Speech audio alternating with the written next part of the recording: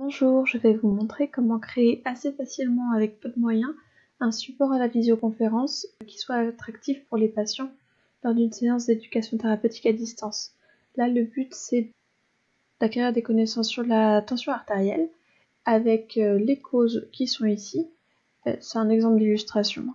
Donc, toutes les vignettes là sont déplaçables et ce que je vous propose c'est de commencer l'activité avec le support vierge comme ça et de proposer aux patients de remplir tous les espaces là qui sont identifiés avec des éléments mais au fur et à mesure pour éviter de les submerger d'informations. Là c'est la diapositive où je stocke tous mes éléments déplaçables. Donc par exemple si je veux commencer par leur faire définir les trois zones de tension haute, bonne tension et hypotension, je sélectionne ces trois zones là, je fais copier. Dans la pratique vous allez vite utiliser les raccourcis CTRL-C, CTRL-V pour copier, coller, parce que ça va être beaucoup utilisé pendant cette activité-là. Donc ça vous permettra d'aller un petit peu plus vite. Donc là, si je fais coller, il me rappelle les raccourcis. Donc là, je vais faire CTRL-C, CTRL-V maintenant et je dirai à l'oral. Donc je fais CTRL-V, mes trois zones de tension s'affichent et je peux interroger les patients sur bonjour Madame Martin, pour vous la zone rouge ça représenterait quoi? Vous pendant ce temps-là vous serez en partage d'écran, donc ils auront tout ça qui s'affichera, ils verront la solution se remplir au fur et à mesure, pour pas directement avoir ce genre de diapositive qui est trop chargé dans un premier temps.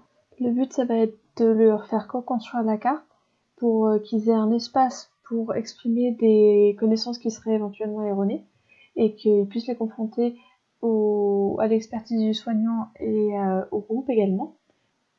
Si un des patients a des remarques qui sont pertinentes mais que vous n'aviez pas prévu d'aborder, vous pouvez rajouter une forme, changer la couleur si vous le souhaitez et rajouter la contribution du patient à la diapositive. Là par exemple, si pendant un bain chaud il a fait une hypotension, je peux le rajouter et comme ça, les patients vont avoir à la fin une vision d'ensemble de ce qui a été réellement dit pendant la séance.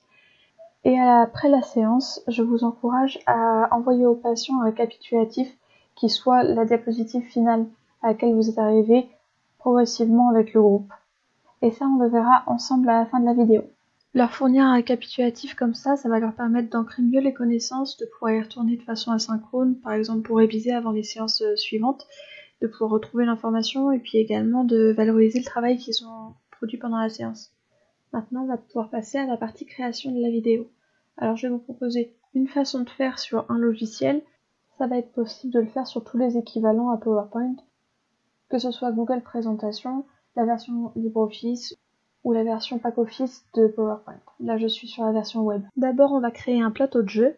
Après, on va créer des vignettes avec des ombres fantômes qui lui ressemblent. Donc là, ce serait l'ombre fantôme, ça, de cette vignette-là. Et avec 3 vignettes équivalentes pour pouvoir laisser le doute aux patients, mais que instinctivement on puisse les replacer aux endroits qui correspondent. Pour créer le plateau de jeu, j'ai déjà mon idée en tête avec les informations qui vont être essentielles pour le patient, ce avec quoi je veux qu'il reparte de la séance. Les zones de couleurs, là c'est juste des formes en fait, que j'ai colorées comme je le souhaitais. Donc là j'allais ici dans forme, je rajoutais une forme, je choisissais la couleur, les contours, je mettais 0 contour en général, et j'adaptais à la forme que je voulais. Là pareil, la flèche, elle est dans forme flèche, et je peux également rajouter une ligne ici, comme là. Si vous voulez rajouter un type de carte, donc un type d'information sur le plateau de jeu, vous essayez de conserver au maximum un style de forme qui soit attribué à cette information. Par exemple, ce carré là, je décide qu'il va contenir une information qui sera présente dans mes 3 zones, je le place ici, je le copie en faisant un CTRL-C, je le colle, CTRL-V, et je le place aux 3 endroits où l'information va devoir être placée. Donc ça c'est sur mon plateau de jeu vierge avec que les images fantômes, cette image fantôme qui est une information, cette image fantôme qui est une autre information, et toutes les autres. Et ensuite, je vais sur ma diapositive où je stocke toutes mes vignettes déplaçables, et ici, je fais CTRL-V, je colle mon image, et j'attribue là les informations en question. Donc ID 1, je refais CTRL-V, ID 2. Je peux également ajouter à l'intérieur du cadre une image en particulier. L'avantage que ça va avoir de faire ces copier-coller, c'est que entre votre banque de vignettes ici, avec les réponses, avec éventuellement des fausses réponses, et votre plateau de jeu ici, ce sera instinctif où est-ce qu'il faut placer telle information. Maintenant, je vais vous parler des images d'illustration. Donc très souvent, on en a déjà en présentiel. Si vous pouvez les réutiliser, réutilisez-les. Sinon, pour tout ce qui va être images trouvées sur Internet, il faudra faire attention aux licences d'utilisation. Il faudra que ce soit des licences d'utilisation avec droit de modification. Donc il y a plusieurs façons d'en trouver, mais moi je vais vous en montrer une, celle que j'ai utilisée pour trouver toutes ces images ici. Je suis allée sur un site qui s'appelle Canva, qui est un site qui fonctionne avec une partie gratuite, une partie payante. Là je suis sur la partie gratuite. J'ai créé un document sur Canva, et ensuite je suis allée dans Éléments, ici à gauche, et j'ai sélectionné des images gratuites. Alors, j'ai des images gratuites dans Éléments, et j'ai des images payantes. Là, pour l'exemple, j'ai envie de rajouter une idée sur le fait que l'oubli des médicaments, ça peut être une cause d'hypertension. Je vais dans Éléments, je cherche un mot-clé qui correspondra à ce que je recherche. Là, je vais dans Questions. Je trouve cette image de bonhomme qui me convient. Je clique dessus, il apparaît ici. Là, je vais le mettre sur une deuxième page. Je peux changer la couleur si je veux, par exemple le mettre en rouge, en appuyant ici en haut à gauche, et rouge. Ici, je vais reprendre mon image de médicament qui illustre depuis le début, donc je fais CTRL-C, CTRL-V, j'ai mon médicament. Je vais rajouter un texte, à gauche, texte, ajouter un sous-titre par exemple. Donc là, pour illustrer que c'est un oubli de médicament, je rajoute ça juste en haut. Ensuite, mon image est créée.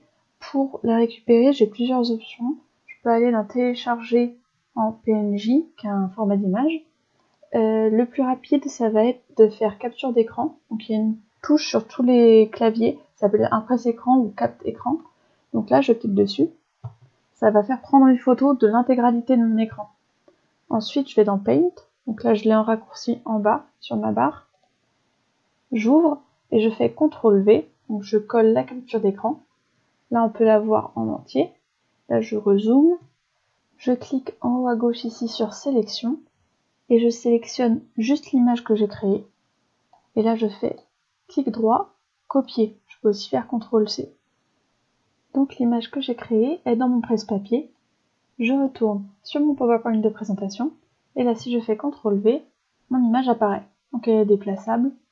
C'est la façon rapide de faire. Je vais également la rajouter sur ma diapositive récapitulative, ma diapositive de correction. Donc ici, je copie-colle, je l'adapte à la taille qu'il me faut. On va avoir une dernière étape pour la création du plateau de jeu, c'est que cette image-là que vous avez utilisée pour créer le plateau de jeu à partir d'images, ça va pas être pratique pour l'utiliser pendant la séance, parce que dès que vous allez déplacer quelque chose, il y a d'autres éléments qui vont se déplacer. Donc on va transformer cette image-là en un seul bloc. On va utiliser la même technique avec la capture d'écran pour que ce soit plus simple. Là, ce que je vais faire, c'est que je vais faire présenter mon diapo. Donc là, j'estime que ça, c'est ma diapo finale. Ce sera mon plateau de jeu. Je fais présenter. Ça affiche en grand mon image. Je vais à mon image finale, qui est celle-ci. Je fais un presse-écran.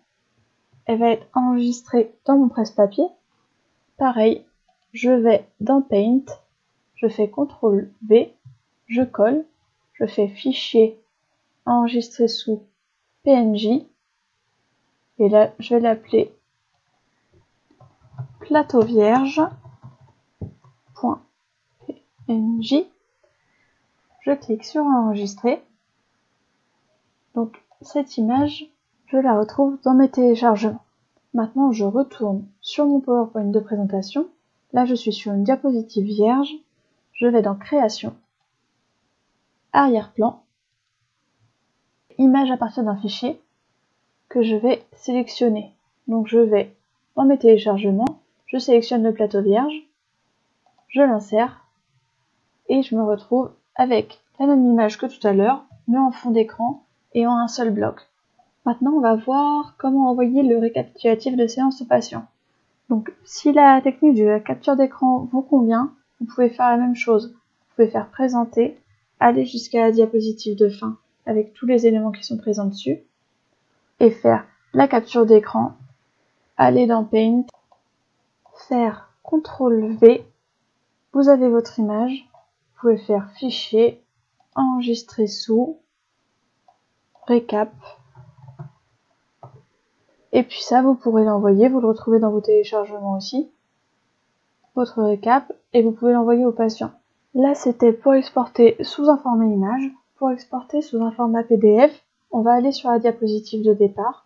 Tout à gauche dans la colonne où toutes les diapositives sont présentes, vous faites un clic droit sur la diapositive que vous voulez, vous faites copier, vous allez dans un deuxième document, là c'est déjà prêt, c'est un document vierge, et je fais CTRL V, ma diapositive est collée, là je peux supprimer la diapositive d'avant, donc tout mon document PowerPoint c'est seulement cette diapositive, je fais Fichier en haut à gauche, Enregistrer sous, télécharger au format PDF, donc je télécharge, et je vais également pouvoir le retrouver dans mes téléchargements.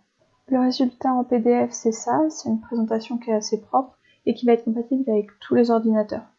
Ce récapitulatif là, vous allez l'envoyer au patient, donc soit par l'outil de visioconférence que vous utilisez s'il y a la possibilité d'envoyer des fichiers dedans, soit par mail. Et si c'est par mail, il faut impérativement le faire en copie cachée. Vous avez la responsabilité de protéger les données personnelles des patients qui vous ont fournies pour rentrer dans le programme, et leur adresse mail en fait partie. Il faut faire attention à ça. Donc voilà, maintenant vous avez tous les outils en main pour créer un PowerPoint qui soit un support visuel à votre séance d'éducation thérapeutique à distance et peut-être même en présentiel si vous voulez, si ça vous convient et que vous voulez le vidéo projeter.